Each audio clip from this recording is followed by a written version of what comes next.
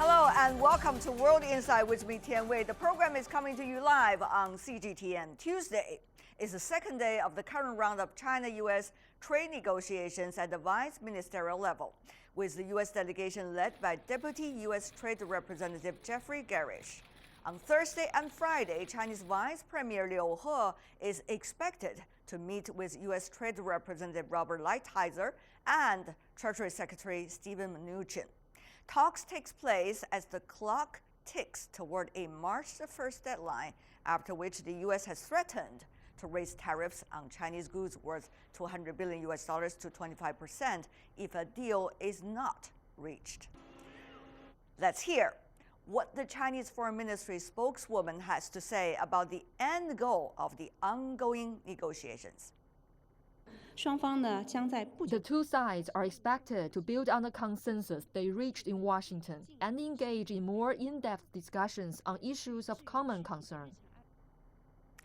The current negotiations are crucial not only for the two countries, China and the United States, but also for the future of the world economy. That's said by Justin E. Fu Lin, the Dean of the Institute of New Structural Economics at Peking University, who is also a former World Bank chief economist. He told me that China is sincere in making the right things happen for all.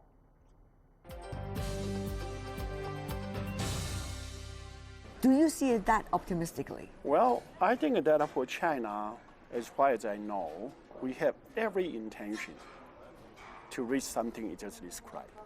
Certainly, we need to be responsible stakeholders. U.S. is the largest economy. China is the second largest economy. China is the largest trading nation. U.S. is the second largest trading nation. If both U.S. and China can come together and to understand the challenge we face domestically and internationally, and we both to be responsible stakeholder, not only for our domestic economy, but also for the global economy. Right. But there of must course, be some solution. China wants to be the equal partner in this negotiation, and in the negotiation, you have to be equal in order to negotiate anyway. But you cannot assume that the other side would also like to do so, even though many people hope so. So if the two cannot come up with some kinds of structural foundation for agreements between two types of economy, developing economies, what would that mean for us? Well, we always say, we always hope for the best. Well, I know but that. we prepare for the worst, right? What are you preparing right now, Professor? Well, preparing, certainly, on the one hand, we show our sincerity in the trade negotiation. We prepare, to help the U.S. to reduce the trade imbalance by increasing our import. And we will also further opening up our economy, so the more U.S. investments, more U.S. export can come to China. Right. This we are prepared to do, right?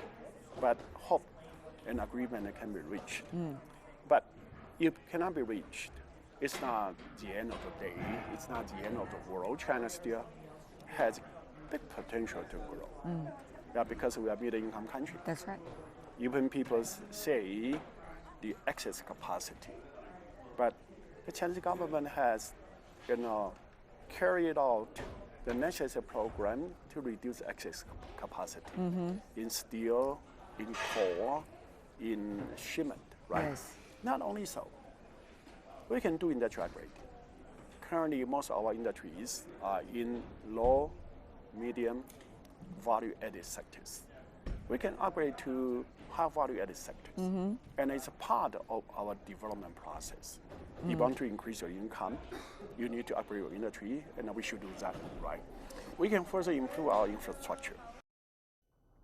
Professor Lin also told me the world's developed economies are hard-pressed to fix their own problems. This, in turn, leads to social and political woes, which have sparked the current debate on globalization. So how could the world's high-income nations face up to their own problems? Professor Lin Yifu has some ideas to share as well. I think overall, people feel a lot of uncertainty about, their own economic performance about the global economic situation. Although the weather here is very good, but you see there's a lot of setback in the globalization. And also China since 2008 has been contributing about 30% to the global growth every year. And now people feel that further China may lose the steam. Whether the developed economies are doing well, United States, it is an exception? I think that overall the U.S. seems to be doing the best.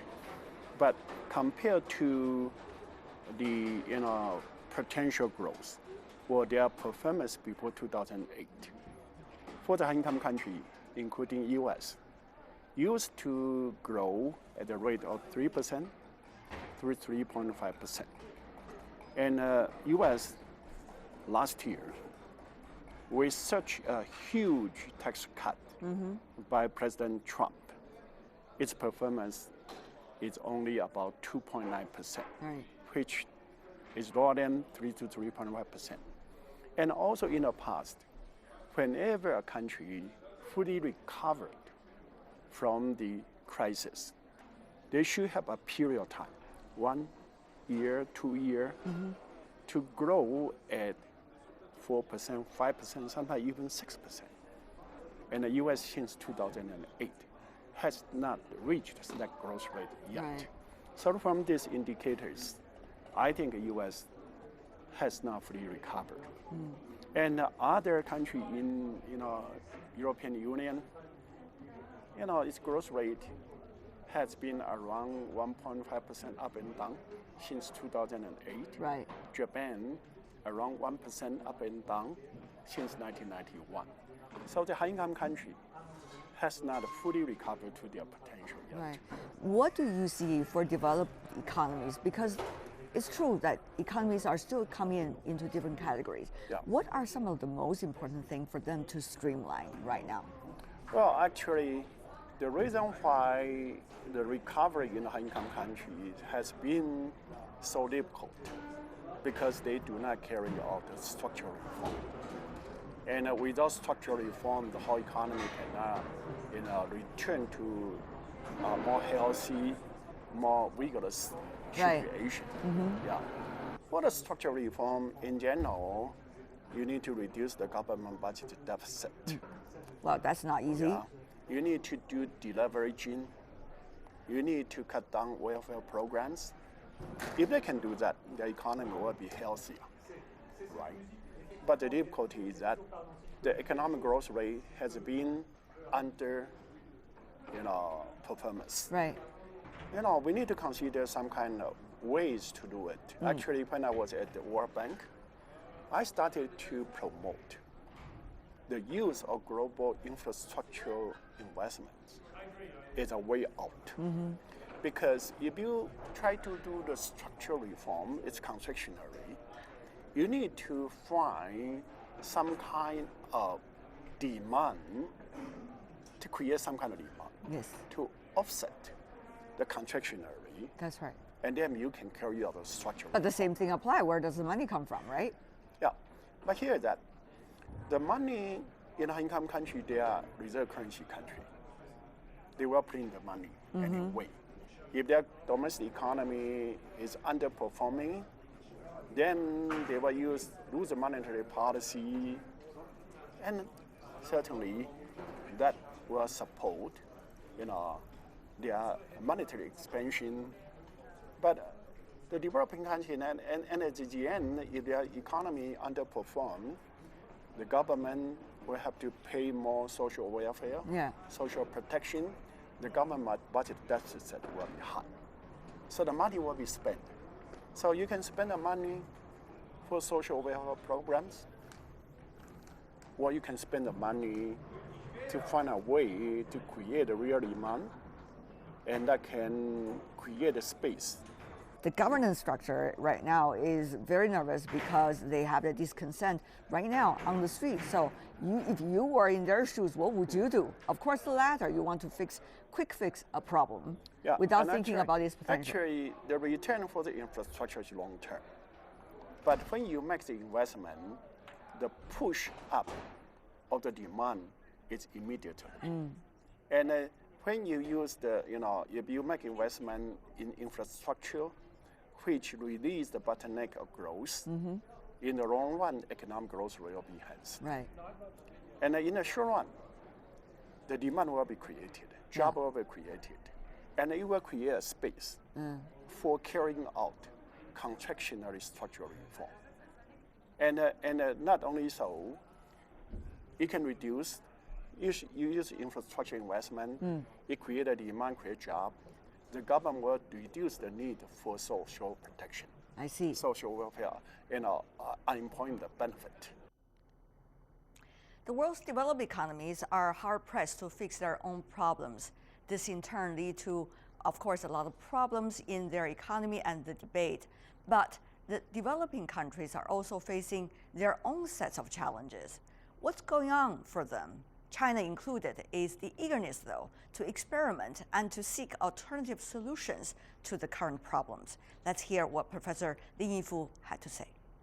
But the other thing is, what about for the developing and emerging economies? They are not necessarily doing very promising either. I mean, the emerging economy used to be believed by many as the potential, but now we see different economies running into their different own sets of challenges. So, Professor Lin, would they have an easier time to pick themselves up, let's just say, compared to the developed economies, which you just illustrated? I think that a developing country also under pressure, because when high-income countries, including U.S., European Union, and Japan, still underperforming, and they still contribute, more than 50% to the global GDP.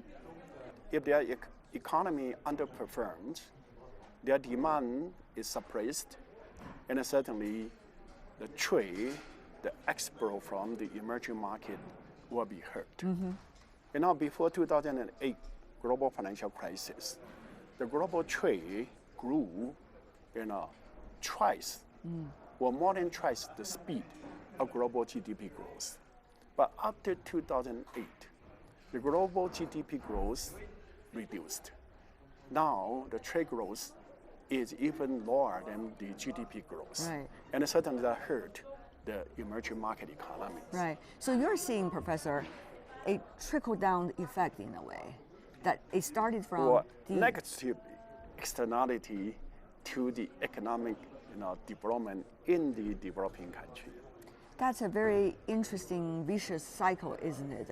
True. That you see it started from the so-called developed economies, that are dissatisfaction among some social groups of their economy, and then more pressure has been put externally on the other economies because the internal reform is so hard, they don't want to do it. And then now, when they push to the emerging and developing countries, these countries on the very sensitive areas of the global supply chain also has to suffer as a result of this.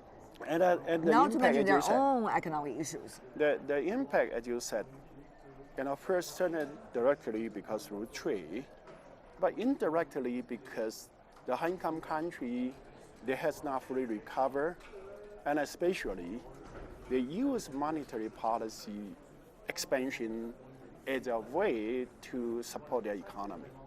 There are actually two layers of issues. First of all, these economy has to make sure they understand their own challenges because they are developing and they're taking off. And they are comparatively inexperienced to deal with issues compared to their developed economy counterparts. After all, they never experienced it before. Because past the high-income country, the developed country was the leaders. That's right. Right, and now the leaders, they had a lot of domestic problem. They become inward-looking. Right. Not only inward-looking, because sometimes they attribute their problems to other countries. On the other hand, they also have to deal with another layer of pressure. That is where developed economies, when they are not doing well, or when they are pushing the pressure onto the developing countries, the lower part of global supply chain. Right. So Right. they have to deal, the latter one has to deal with two layers of things, Right. added up. Do they have the capability? Relatively speaking, the developing country still have a larger room for maneuver. But whether you have the means to really tap into your potential, that is another issue. China, I think, be is specific. relatively speaking, in a much better position. Yeah. China is a middle-income country, upper middle-income country. And under this kind of downward pressure, certainly we need to clear our house, and we need to look into our growth potential, mobilize our resources to tap into the potential. And for this, I think China is in a much better position than other emerging market economy. Because now the global economy is facing the downward pressure. It's common to every country, high-income country, as well as emerging market economy. When you face downward pressures, and especially the downward pressures, comes from the external sources. Right. And certainly it's very hard for the developing country to change the situation in the high-income country. Well, there's a But test. we can do things at our home. China is Yeah. exceptional in a way because it's already the second largest economy. And because it is still maintaining a very high growth rate compared to the other emerging economies. So will the problem coming from the other emerging economies I think and the yeah. least developed economies in the world? I think that the other, the other emerging markets, certainly they fail. They feel the same pain. And they need to do more domestically. And domestically, in terms of the growth potential, should be similar to China. But they may have less means. For example, their fiscal position can be weaker. Their saving rate may be low. They may not have sufficient foreign exchange reserve. Right. And that will constrain their investment. Yeah. And but developing country, they understand globalization is important. So as I said, last round of the globalization, it was championed by the developed country, the advanced country. But this time, I think the developing country, they already benefit from globalization, and they should carry the torch to continue to champion for globalization.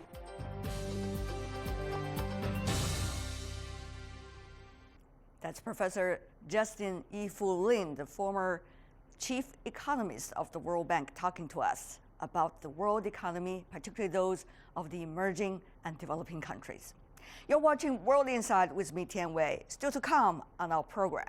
Welcome back. You're still watching World Insight with me, Tian Wei. The program is coming to you Monday to Friday live on CGTN. The state of the Chinese economy always occupies the front page of international media, particularly when China-U.S. trade negotiations are underway. Let's take a look at some of the numbers to gauge how well the Chinese economy is doing recently. The Chinese Commerce Ministry released the consumption data early this week. These numbers show how much the Chinese have been spending when celebrating the Lunar New Year, the most important holiday of the year. From last Monday to Sunday, nationwide sales of all retail and catering businesses were a little over $1 trillion. That is about 150 billion US dollars. It was up 8.5% year on year. Looking back, a new record has been set every year since 2017, when sales exceeded 800 billion yuan, then over 900 billion in 2018, and over $1 trillion this year. Chinese consumers spend more on high-quality products, with sales of organic food, smart home appliances, and new electronic devices rising. Many believe these numbers indicate the strong spending power of Chinese consumers, although the country's growth rate has slowed a bit. But what exactly is the state of the Chinese economy? Earlier, I asked Jin Keyu, a young Chinese economist and associate professor from the London School of Economics. Let's hear what she had to say.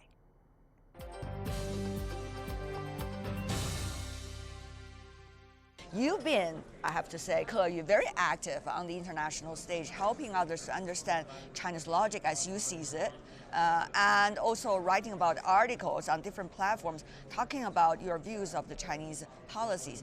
But, you know, sometimes it's a balance in a way for an economist about what to explain, how to explain it, and how to make sure that both sides will be able to understand exactly your message. I wonder, walking on that tightrope, how are you balance your different sides of the stories? As an academic, the priority is intellectual honesty, and that is why I'm in this business. I think that numbers say a million things. You don't have to argue with the outsiders, the Western perceptions, the Western criticizers of the Chinese economy, political economy, if you show them the numbers. And this is what much of the research is about. But even looking at the numbers, a lot of this misperception from the outside is unfounded. And that's where I want to come in and correct. But of course, you know, numbers don't tell everything. There's also the ethos, there's the cultural element. And there's also the issue to the numbers sometimes. Of course, and there's a frame of mind. But with my academic training and economic training, that framework, that ability to communicate with the West is also important. And I think the West is much more open to receiving the truth about the Chinese political economy if you can communicate with them in a language that they understand. Well, in a language they understand, well, that's probably true. But some would argue at a time when the Chinese economy is really taking off, becoming the second largest in the world, purchasing power, the number one in the world, pictures might be different.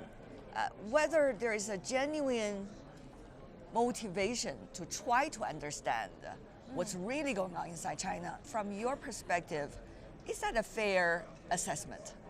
The question is, it's not only can they understand, but do they want to understand? Right. Do they really want to understand? Yes. We need to understand that there are many layers to the complex system of America and Europe. There's the government and there's the people and the businessmen. I think that there's substantial interest going forward still for American businessmen with this financial liberalization to engage in China on so many fronts, and they want to learn more. They want to understand what exactly underpins this enigmatic and powerful and very successful, remarkable country. They want to understand more of that, but I think that what we're seeing in terms of the trade disputes is this lack of willingness to see the other side. And I think that is very dangerous because often it's misperceptions that cause great conflict if we look back into history. But my training in journalism, Keyu, made me think the other way around. And I have to ask you about that. That is, what about China? Is the speed and the efficiency implementation of the reform measures China put out to the world really being done in the way it promised?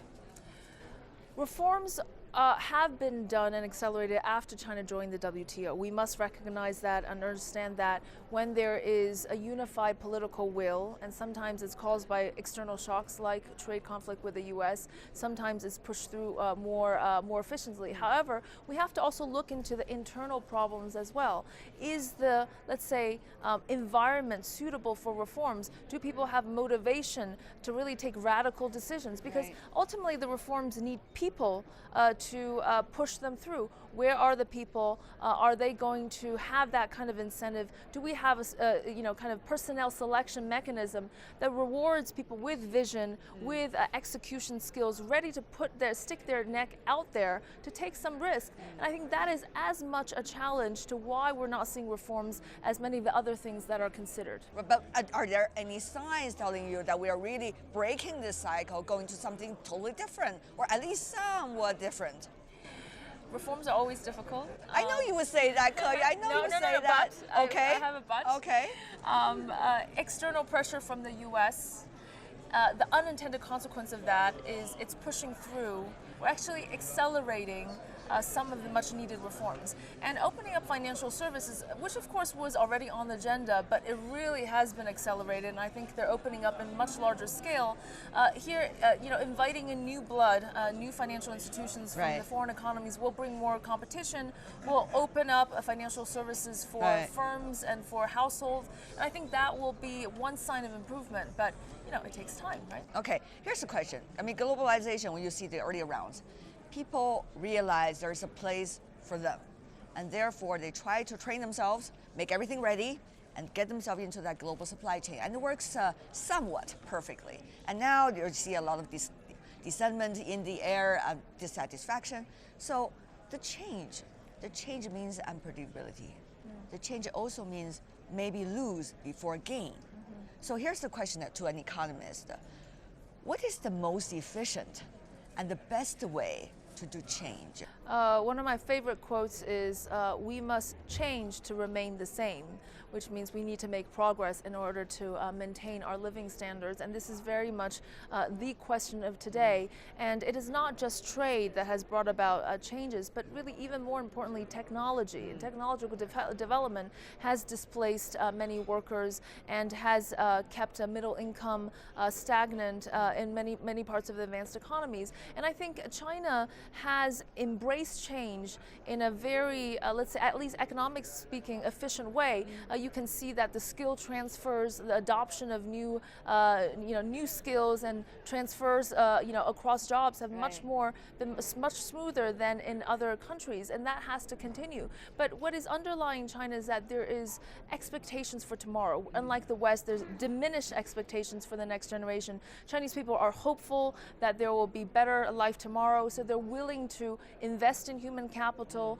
They're willing to take up new jobs. They are an industrious people, Right. but we need also government policies that will help the transition and labor flows across sectors. So we need to be prepared for the fundamental, transitions that we're about to witness. But you see with these different rounds of trade disputes that complaints are more about the external area rather than how should we train ourselves, Right. how can we get a better job internally. Right. That I don't think is going to disappear. Right. So as an economist, how do you see contagiousness of that for our world's economy? And as a young economist, you know your peers very well, those who need to have a better future. What do you think can be the solution? There is a lot of political undertone because with trade it's us against them, and let's find a common factor to blame our domestic issues. Whereas if it's technology, who are we going to blame? Us against robots? No one's going to blame the robots, right? So let's find an easy target. Exactly, China as one example. I think that human capital is really still the answer, no matter how much we have talked about. With this kind of transition into higher tech, higher skill, a new economy-driven growth model, skill is actually the one that's most lacking. A very interesting fact is if we look at even the developed world, first of all, we see that the skill premium has risen a lot, and that's true. contributing to the income inequality. But one of the key reasons behind the rise in skill premia is that skill demand has increased, but the supply of skilled labor has not increased as much. And that is, of course, very surprising given that we hear so much about higher education and this and that. But actually, demand has outstripped supply, which means that we need to increase still the supply of skilled labor. And the right type of supply of labor. It has to be, it doesn't matter if you went to college if you don't have the right skills.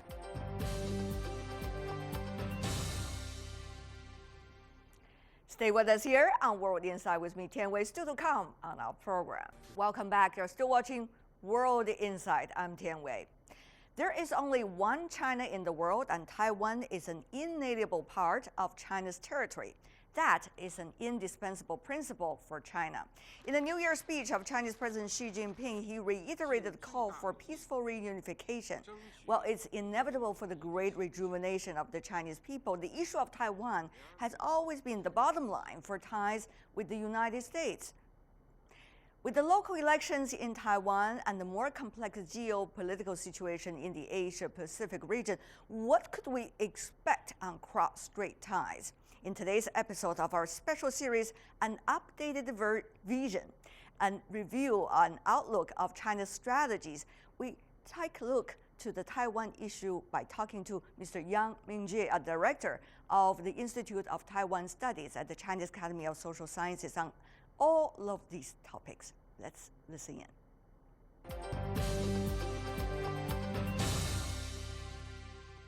What options does China have? For me, I don't think there is some options for Chinese people, because that issues is internal issues, and also I think that Taiwan issues, I said, is related to sovereignty and territory issues. So if they touch the bottom line, that means not options, rejections by all means to that issues. That includes everything. Including everything. As the Chinese President Xi Jinping put it, all options on the table. Oh yes, all options. But on the other hand, Mr. Yang, China now is at a critical juncture. China cannot be dragged down by one issue. Just name it, any issue. Because China wants to have a better life with people. And also, China is in a much more complicated international and regional situation than just compared to when it was just taking off its economy. For me, I think we regard the unification as a long-term process. Secondly is that when you say long-term, Mr. Yang, may I just ask, you're not saying abrupt actions coming from China either. Is that what you're trying to say? Because according to our policy, we need communication at first, then negotiation, and finally we reach some agreements. So that will take some time. For me, it can be regarded takes a long term, but long term it not means endless issues. When you look at the politics inside Taiwan, it's also changing dramatically, or almost like a U-turn if you look at the local elections. Does that send strong messages to the mainland? Does it give mainland more confidence of using different tools? Maybe I don't think we want to use some tools to interfere with Taiwan issues. The local elections, I think, just give a very clear signal that if any party or any authorities don't pay much attention on the people's life, don't pay much attention on the economic development, and want to ignore the cross-strait relations, that will be voted by its people. But on the other hand, Mr. Yang, if you look at politicians, the nature of politicians, some of them are clinging to the skill of manipulation. And therefore, once they're being pushed into what they consider as corners, they might react in irrational way, no matter what the cost might be for the others.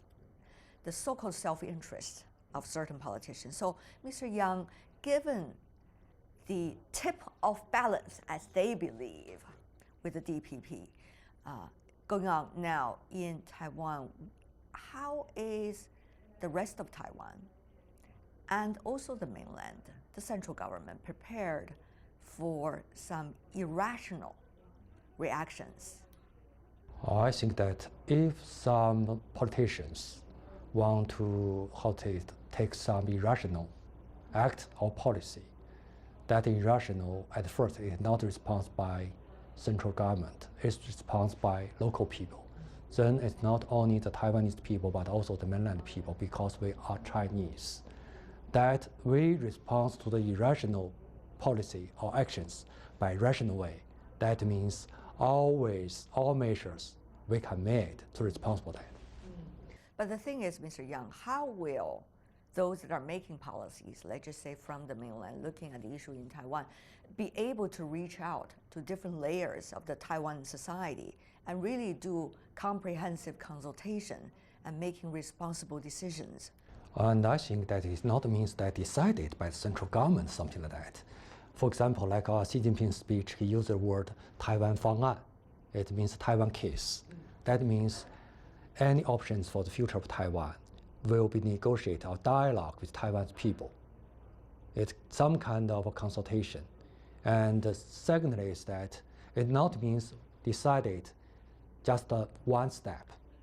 It steps by step. At beginning, maybe we use the word cross-strait integration, 两岸融合.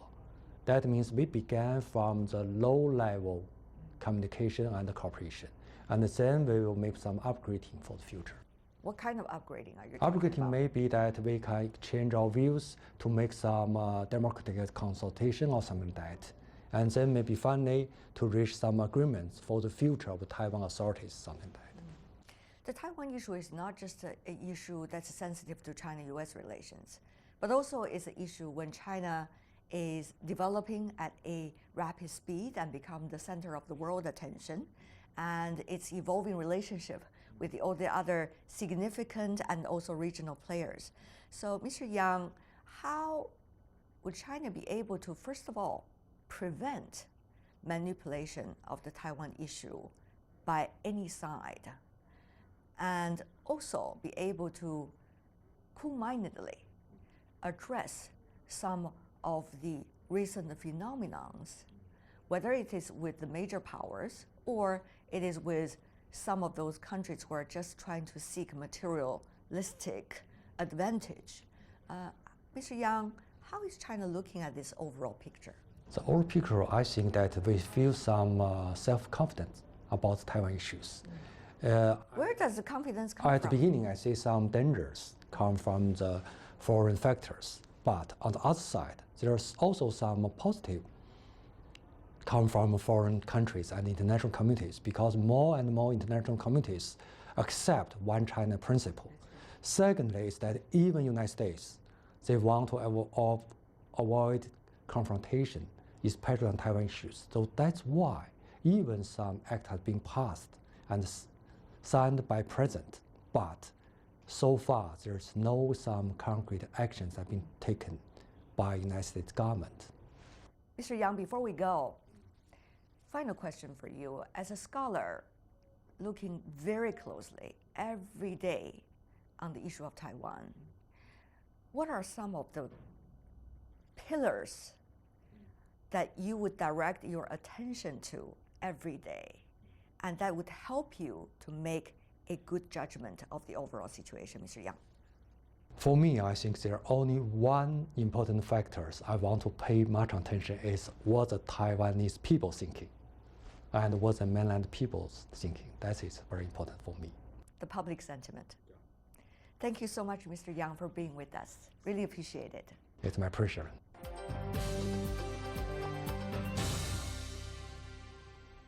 That's my interview with Professor Yang Mingjie in our special series, An Updated Vision, a review and outlook of China's diplomatic strategies.